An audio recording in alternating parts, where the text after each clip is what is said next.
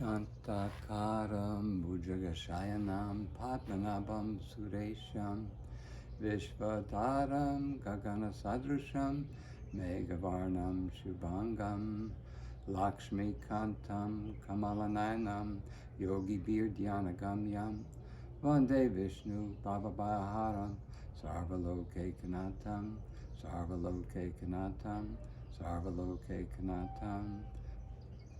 Namaste. My name's Bruce Berger, and I'm speaking to you from the Vrindavan Ayurvedic Hospital in Badi near Chandigarh in northern India. And as always, I'm talking about the unity and divinity of all life based on the ancient revelations of the Sanatana Dharma, the ancient wisdom of our beloved Mother India. And this talk is, of course, addressed to people who work with energy in the healing arts and people who really want to have a deeper understanding of the foundations of this human experience. In the philosophy of ancient India, the absolute, the ground state, the ultimate, you might want to call it God, out of which everything else arises, is called Brahmin. And Brahmin, while it's beyond, while it's ineffable, is also qualified as Satchidananda, being, consciousness, and bliss. And you're conscious, and that indicates your being. So you're, in this understanding, you are one with Brahman. Brahman is all-pervasive existence, all-pervasive conscious existence. So you are Sat being, Chit consciousness, and my hope is that you're blissful. As the sages say, the more deeply you're tuned into Brahman, your essential self, the more blissful you're likely to be.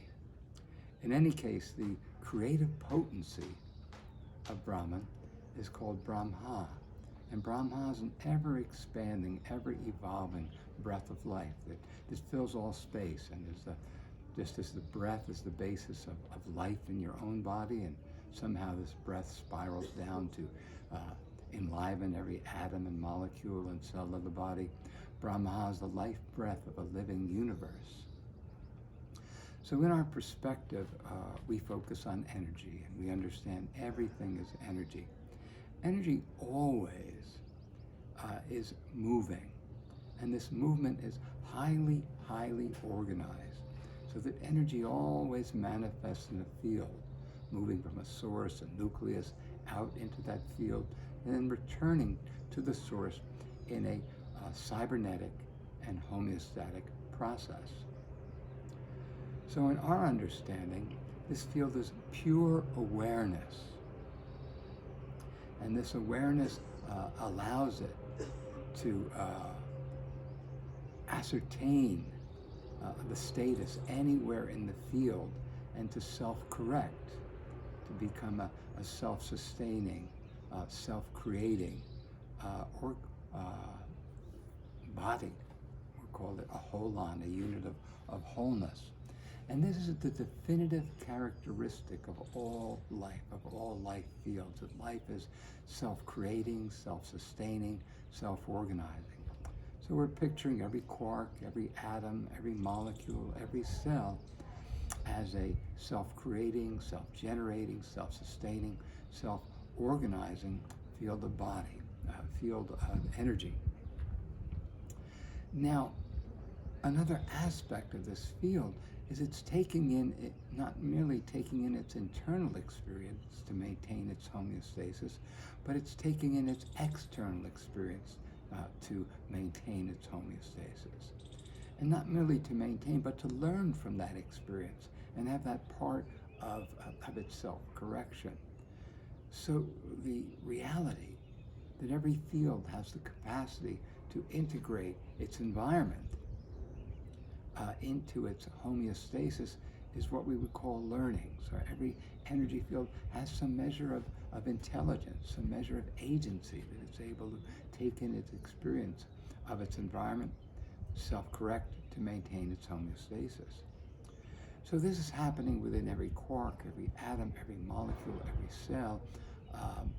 And the cell, in maintaining its homeostasis, is taking in the process of the molecules, which is taking in the process of the atoms.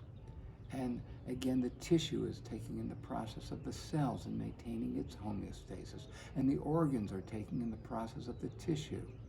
So from the quark to the galaxy, there's a unity of independent, self-creating, self-sustaining, homeostatic fields that are then nested within larger and larger and larger fields. The same awareness that makes this possible on the level of the quark or atom or molecule is the presence, the awareness here in the macrocosm of your body. And this awareness, this presence, is the inherent divinity in your life, the inherent divinity of all life, this capacity to take in your environment, learn from it, and cultivate a deeper level of homeostasis and well-being.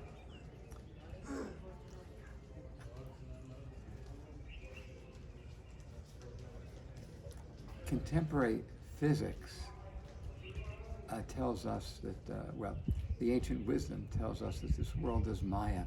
And Maya doesn't necessarily mean illusion. It's not what it appears to be.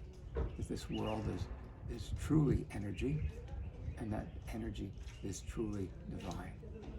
So once again, we're talking about the unity of all life, the sacredness of your life, and the inherent divinity of your life. Namaste, honor to the divine within. Goddess bless.